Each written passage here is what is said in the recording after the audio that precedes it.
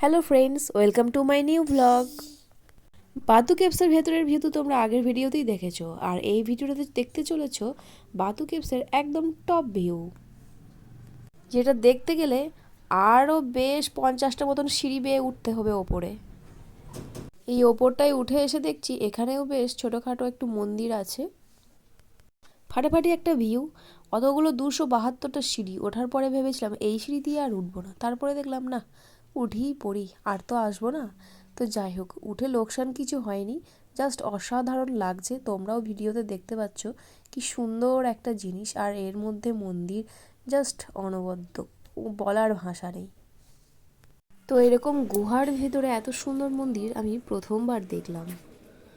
আর এই কেভসটাও কি অসাধারণ দেখতে, তোমরা ভিডিওতে দেখতেই পাচ্ছ। আর এখানে সবসময় পুজো হয়েই যাচ্ছে।